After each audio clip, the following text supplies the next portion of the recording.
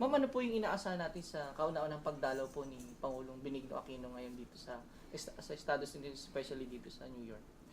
Aba kami lahat dito at kasamahan namin ng mga Filipino-American community dito, no? We are all looking forward to a very successful visit of President Aquino. Lalo na't alam namin na ito ang kanyang kauna-unahing pagbiyahe sa labas ng Pilipinas. So, iniintay lahat ng Filipino-American community itong pagdating niya. At ang alam namin, pupunta siya dito, he's coming here to attend the 65th session of the United Nations General Assembly. There is also the second ASEAN leaders meeting. And of course, he's coming here to promote investments in the Philippines, which would create jobs for the Filipino people. So, napakagandang pagkakataon ito para sa ating Pangulo na sabihin talaga na ang Pilipinas ay andito na at tamang-tama na tayo para sa investments, trade, at gusto niya ding, alam namin, gusto niyang makilala ang mga Filipino natin, mga kababayan dito. Ma'am, may pagkakataon din po na makikipagpulong si Pangulong Aquino sa mga Filipino community dito. Paano po tinanggap ng mga Filipino community leaders at members yung pagdating po ng Pangulo?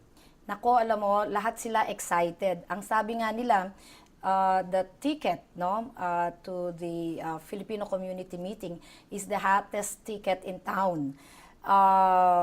May committee dito ng mga Filipino community leaders na miyembro ng organizing committee.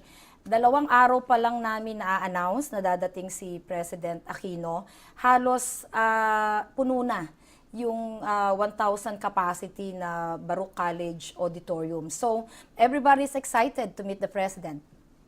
Ma'am, ano po yung pagbabago na naging pananaw ng mga taga rito nang maupo po si Pangulong Aquino?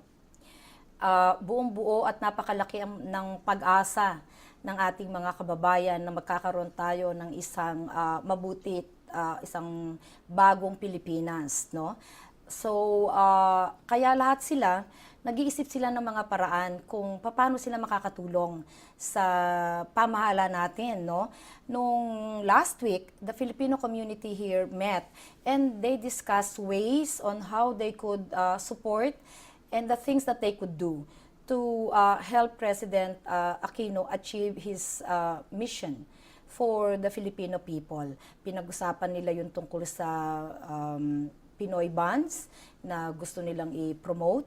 Pinag-usapan nila yung paano sila makakatulong sa mag-promote ng tourism, na magbibigay ng mga trabaho sa ating mga kababayan, pagtulong sa edukasyon. So they have started to discuss projects that they're going to do to help President Aquino and of course to help the Filipino people.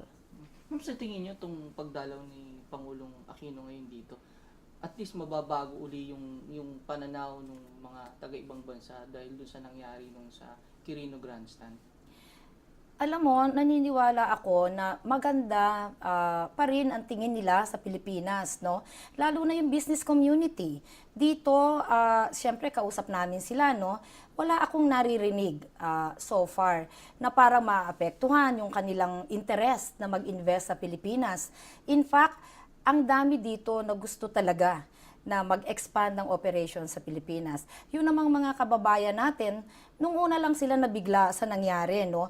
Pero ngayon, excited sila pumunta sa Pilipinas, tumulong, i-promote ang tourism. So, sa American community, sa business community dito sa Amerika, ang tingin ko, hindi naging masama ang tingin nila sa Pilipinas, no? Of course, it was sad that we had the hostage-taking incident, but naniniwala yung ating mga kababayan dito. Tsaka ang tingin ko, yung mga Amerikano din, na hindi na maganda yung tingin nila sa bayan natin. Ma'am, kamusta po ngayon yung mga Pilipino natin dito sa New York? Marami po bang problemang tinatanggap ang konsulado? Hindi naman kung masasabing marami, no? Kasi magaganda naman yung tayo nila. Well, of course, the economic situation is still not the one that they want, no? Others were affected by the recession. But in general, they're doing well. They're doing well. Kami naman dito sa Philippine Consulate, ginagawa namin ang lahat upang makatulong kami sa ating mga kababayan, no? Especially sa simpleng bagay lang, yung consular services namin. For those who cannot be out of their job during the weekdays, no? Isang pagtulong namin, nagbubukas kami ng weekend, no? Para yung mga hindi makatransact ng business sa amin, ng oras na may trabaho sila, makakaroon sila ng pagkakataon pag Sabado. So, ang susunod naming bukas ng Sabado sa October, susunod December. So, yun naman yung ginagawa natin para sa kanila. Mahusay ang Filipino-American community dito, very energetic, very much into helping our kababayans in the Philippines. Ma'am, sa tingin niyo yung pagdalaw po ni Pangulong Aquino is magpapataas pa lalo ng kumpiyansa ng mga negosyante dito sa Amerika para maglagak ng negosyo sa atin at mag-create ng mas maraming trabaho? Oo, naku, sigurado ako kasi lalo na sa IT industry, no, parati namin kausap yung mga kumpanya na yan.